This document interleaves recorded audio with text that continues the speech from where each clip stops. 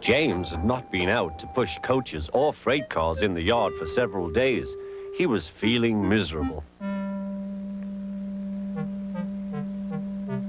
Oh dear, he thought, I wonder how long I shall have to stay in the shed. Will anyone see my red coat again?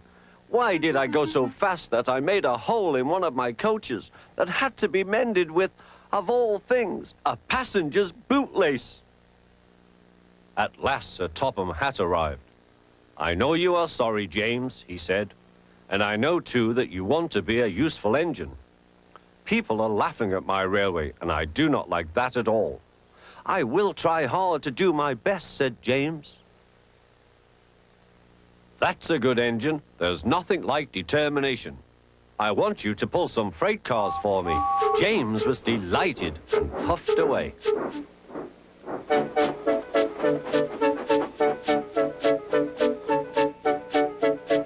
Here is your freight train, James, said Thomas. Have you got some bootlaces ready?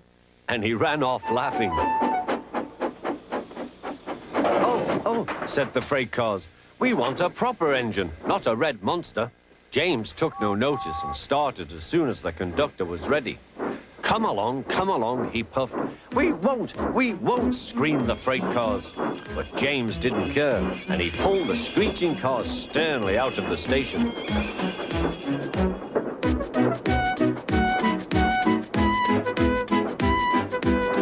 The cars tried hard to make him give up, but he still kept on. Sometimes their brakes would slip on, and sometimes their axles would run hot, and each time the trouble had to be put right. And each time James would start again, determined not to let them beat him. Give up, you can't pull us, you can't, called the cars.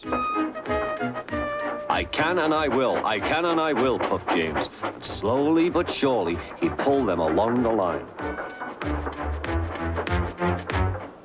At last they saw Gordon's Hill.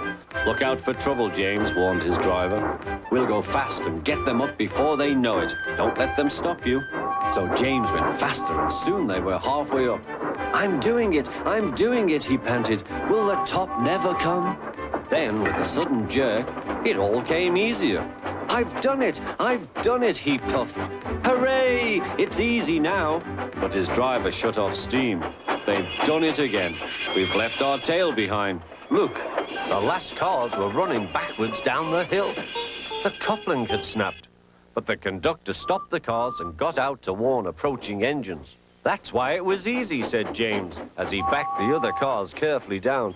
What silly things freight cars are. There might have been an accident. Shall I help you, James? Called Edward. No, thank you, answered James. I'll pull them myself. Good. Don't let them beat you. You're doing well, whistled Edward, as James slowly struggled up the hill. I can do it, he puffed. He pulled and puffed as hard as he could.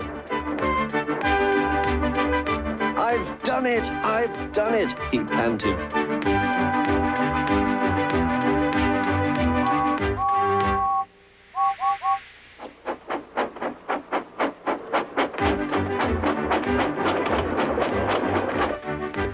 They reached their station safely, and James was resting in the yard when Edward pulled up. Beep, beep, he whistled. Then James saw Sir Topham Hatt. Oh dear, what will he say, he asked himself. But Sir Topham Hatt was smiling. I was in Edward's train and I saw everything, he said. You've made the most troublesome train on the line behave.